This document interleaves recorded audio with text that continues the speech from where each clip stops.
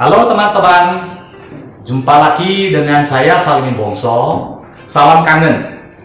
Hari ini saya membuat video lagi untuk membahas tentang HGN ya, atau HGO ya, untuk tipe super itu namanya HGO ya, saringan dalam atau inner filter. Jadi biasanya penggunaan daripada HGN ini adalah untuk produksi air kangen sebanyak 6.000 liter. Jadi nanti akan kita bahas bagaimana caranya melihat sudah berapa banyak saringan kita ini bekerja ya, ada caranya nanti. Kemudian kalau misalnya umurnya belum sampai ya, dari 6.000 itu tetapi udah ada keluhan, apa yang harus kita kerjakan supaya kita bisa mendeteksi kira-kira masalahnya apa. Kemudian bisa juga kalau misalnya umurnya itu pemakaian sudah 6.000 tetapi masih sehat, ini masih layak dipakai. Bagaimana caranya kita akan bahas bersama nanti.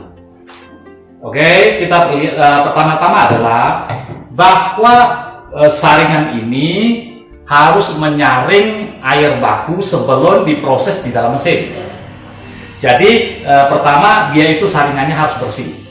Kalau misalnya saringannya udah kotor, jadi keluhannya apa? Kalau misalnya saringan ini udah kotor, akhirnya air yang keluar dari flexible pipe ini menjadi kecil. Jadi untuk mengetahui apakah kecilnya aliran dari flexible pipe ini karena tekanan air dari rumah kita ataukah masalah di HGN, kita bisa mengganti HGN ini dengan CPU dulu untuk hanya ngetes.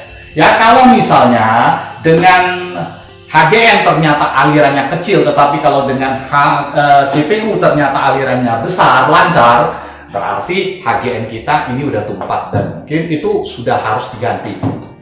Masalah kedua adalah kadang air yang kita tampung ini ternyata dia sifatnya asam, tidak bisa ungu.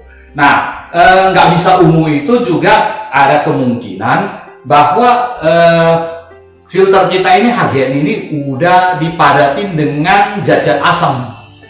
Untuk mengetahui bahwa apakah HGN kita ini memang sudah tercemar sama zat-zat asam, bisa juga kita membandingkan hasil tes pH dengan menggunakan HGN dan dibandingkan dengan kalau kita menggunakan CPU. Kalau ternyata dengan HGN airnya asam, ya, sementara kalau misalnya dengan CPU dia ternyata bisa ungu, ya berarti HGN kita ini sudah tercemar dan harus diganti. Jadi kalau misalnya pada saat kita mengganti HGN, HGN ini pemakaiannya ini dihitung sama mesin kangen ini. Kalau sudah 6.000 liter, maka keluar pesan berupa replace filter. Kalau misalnya, apa saja kriteria bahwa misalnya HGN kita ini masih sehat dan masih bisa dipakai? Pertama adalah alirannya masih lancar. Kedua, air yang keluar dari mesin kangen itu masih bersifat alkali atau masih bisa ungu dan bagus. Berarti filternya ini masih bisa dipakai walaupun umurnya sudah disuruh diganti. Nah, sudah minta replace filter. Jadi untuk menghilangkan ya pesan daripada replace filter itu aja, kita cukup menekan tombol ini. Tombol ini ditekan setiap kita mau menolkan perhitungan pemakaian HGN. Jadi kalau misalnya kita mengganti hari ini, misalnya mengganti HGN baru, begitu kita mengganti HGN baru, berarti ini harus dinolkan, ditekan. Atau kalau misalnya pemakaian udah 6.000 liter, udah keluar pesan supaya filter diganti, tetapi kita masih belum sempat ya, artinya membeli HGN, ataupun ya artinya mesin HGN ini kita masih layak, ya buktinya dengan alirannya masih lancar, kemudian pH-nya masih bagus, itu bisa kita cukup ya tekan sehingga perhitungannya itu menjadi nol kembali. Jadi itu yang bisa kita lakukan untuk HGN ini ya. Jadi artinya gampang untuk mengetesnya. Kalau dia tumpah atau tidak tumpah ya, kita bandingkan dengan kalau kita pasangin CPU di sini ya, ataupun kalau misalnya dia itu pH-nya tidak bagus, ternyata dengan CPU ini bagus, ya berarti ini udah tercemar dan harus diganti. Demikian teman-teman. Kemudian kalau misalnya pada saat setengah pemakaian kita mau tahu sudah berapa banyak pemakaian yang katanya 6.000 liter harus minta diganti. Bagaimana kalau misalnya pemakaian sekarang ke 3.000 liter atau 1.500 atau 2.000? Dari mana kita tahu? Ya, itu nanti akan kita tunjukkan. Teman-teman, untuk mengetahui umur HGN sudah berapa lama yang sudah kita pakai atau berapa banyak produksi airnya, kemudian kira-kira kapan lagi kita akan muncul ya pesan yang suruh mengganti replace filter itu, caranya begitu. Ini pertama-tama power daripada stop kontak ini harus kita off dulu. Supaya apa? Supaya tidak ada listrik yang tersimpan di dalam.